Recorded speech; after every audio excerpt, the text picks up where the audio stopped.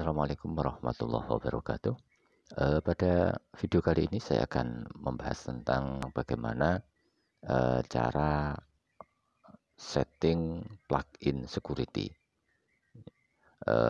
di website untuk mengamankan. Ini adalah salah satu cara. Ini tidak bukan keseluruhan, tapi salah satu cara karena untuk mengamankan sebuah website itu sangat banyak.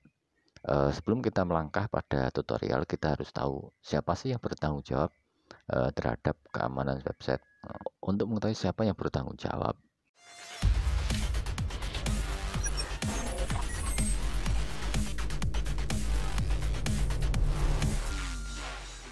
kita ringkas menjadi tiga poin penting, 3 poin besar, yaitu yang pertama adalah pemilik server atau hoster atau apapun namanya ya. Di sini dia bertanggung jawab untuk mengatur server supaya aman. Yang kedua adalah programmer atau pembuat script web, core-nya seperti WordPress-nya atau Joomla atau kalian Indonesia ada Aura CMS dan lain sebagainya. Pembuat temanya, script plugin, ini juga ikut bertanggung jawab. Karena kalau dari sisi server bagus tapi ternyata dari programmer kurang update, biasanya itu plugin yang tidak pernah dapat update, akhirnya ada celah yang bisa dimasuki. Jadi bertanggung jawab yang kedua adalah programmer. Yang ketiga adalah user atau pemilik website, dan ini juga justru terkadang menjadi istilahnya pintu masuk pertama. Jadi pintu masuk pertama dari orang yang iseng untuk membobol website kita. Banyak faktor. Dan insya Allah akan disampaikan beberapa saja. Dari ketiganya, jadi kita tidak bisa menyalahkan kalau website istilahnya website terkena device, kemudian ditanya hosternya jelek atau kayak seperti beberapa oknum lah tanpa tahu. Jadi yang bertanggung jawab, tiga-tiganya ini bertanggung jawab untuk keamanan sebuah website. Maka pertama, sebelum cara setting, yaitu usahakan membuat username dari website adalah dengan user yang unik, plus password juga unik. Jadi jangan sampai bikin user admin password atau user admin password 123, itu sangat berbahaya. Oke, sekarang kita masuk ke WP admin. Seperti ini, saya menggunakan username suka-suka dan passwordnya terserah, yang unik, jangan gampang yang ditebak. Kemudian ini adalah salah satu antisipasi pertama kita, klik login. Oke, sekarang kita sudah masuk pada halaman dashboard. Kemudian kita install plugin security, kita add new. Ini kalau belum ada, kita klik add new. Oke, sekarang kita cari security. Dan yang kita install adalah yang ini,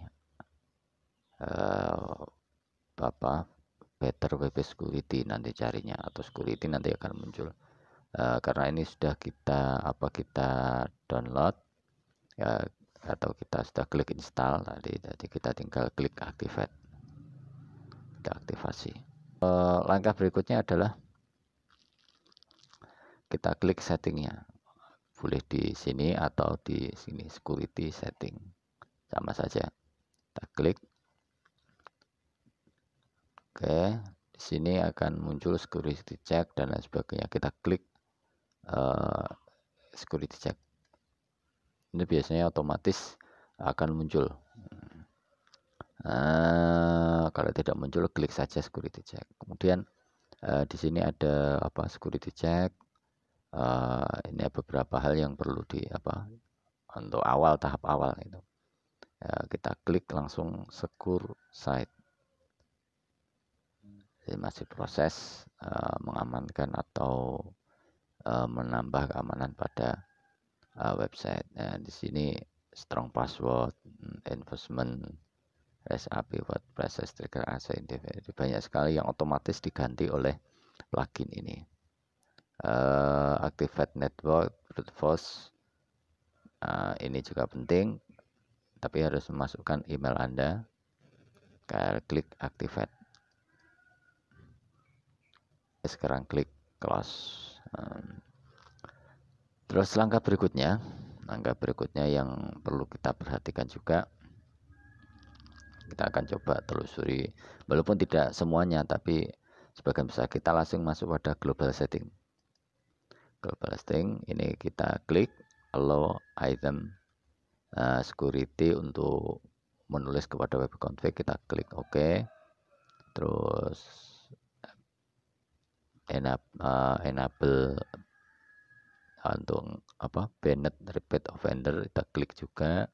Untuk keterangannya di bawah depannya ada this fog check IP address.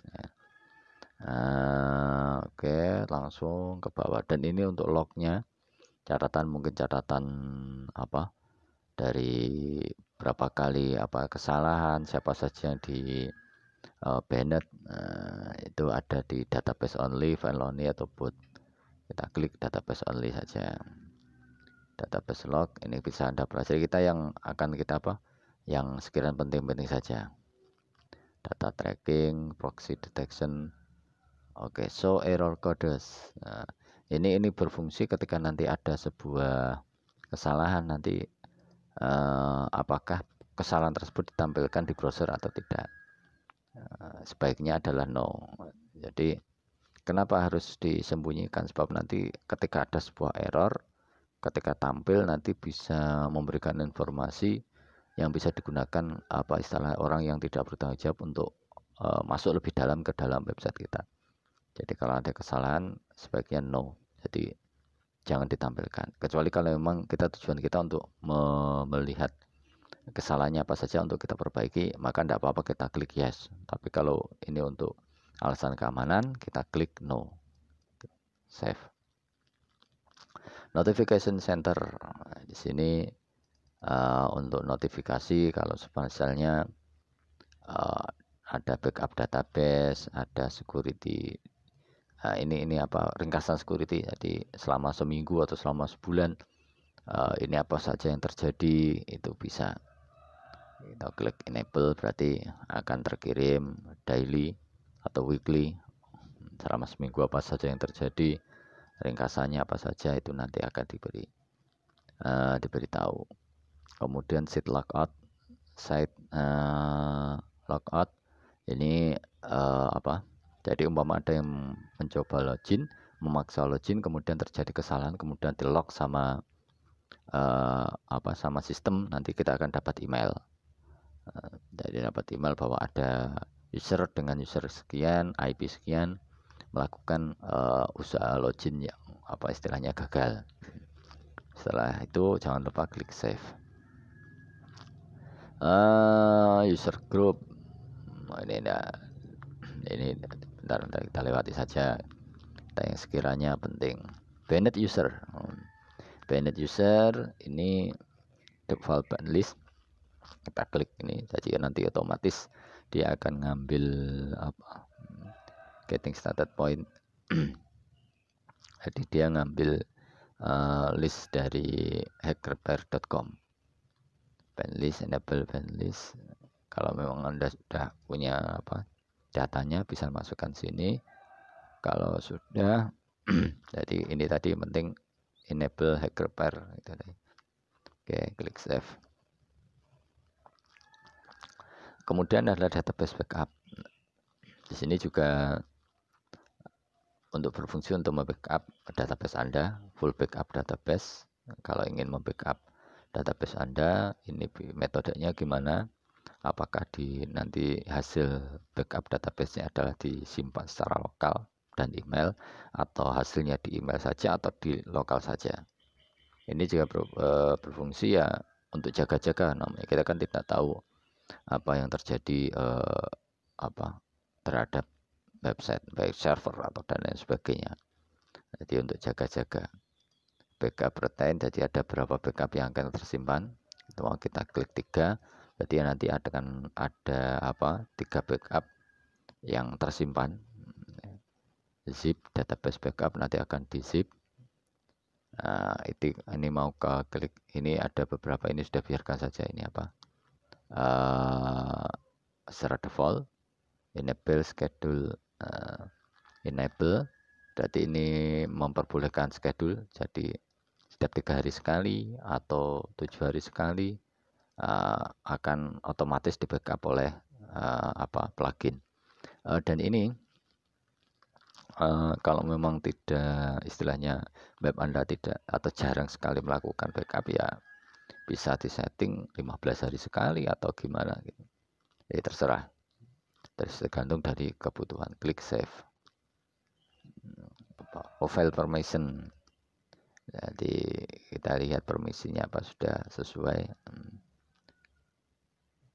755 value 774. Nah, jadi ini karena masih di localhost, ini berbahaya, ini tidak boleh seperti web content 777 ini berbahaya, tidak boleh. Jadi kalau memang folder itu seperti halnya apa umumnya yaitu adalah 755. Kemudian untuk kalau untuk file PHP, file selain folder itu 644 secara keseluruhan. Tapi di sini ada 775, ini tidak boleh ini, karena nanti rawan sekali masuk. Tapi di sini saya sekedar memberitahukan bahwa ini tidak boleh. Harusnya adalah 755, tapi di sini ada 775. Dan karena ini di localhost sih tidak masalah, masih di lokal komputer.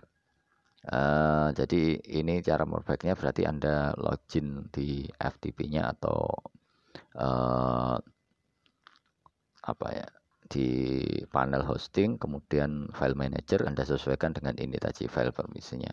Untuk permisi jenis hak aksesnya 755 sama 644 untuk file. Kemudian ini wp config AT access, ini kalau bisa di 444. Oke, kita cek, ternyata ada masalah di sini. Ini juga penting dicek. Jadi ingat lagi bahwa untuk directory atau folder adalah 755, untuk selain directory adalah 644. Kita klik close. Kita klik enable. Jadi ini untuk mendeteksi adanya perubahan pada file. Apa saja yang berubah nanti kita dapat email. Klik enable. Kita klik settingnya. Sudah, kita biarkan saja secara default, kita klik save. Jadi nanti kalau ada perubahan pada sebuah file di website kita, nanti kita akan mendapatkan email. Local brute force di sini juga penting ini untuk menghandle brute force. Jadi ada orang iseng yang coba-coba login menggunakan username dan password secara tebak-tebak gitu. Max login attempt per host. Jadi kesalahan yang bisa ditolerir adalah 5 kesalahan, maka akan di banned atau mungkin akan ada pesan error. Kemudian yang nah ini remember bad login, ini untuk kita logoutnya itu sampai berapa menit, atau kesalahan umpamanya setelah salah username password kita akan ada error selama 15 menit. Jadi selama 15 menit dia tidak akan bisa akses website, akan ada tulisan error, IP-nya masih tercatat di sistem. Kemudian automatically ban admin, ini untuk otomatis membanet ketika ada orang yang mencoba login menggunakan user admin, entah jenis menggunakan password yang benar atau salah, pokoknya setiap kali menggunakan username admin maka otomatis akan di-banned. Lalu kita klik save.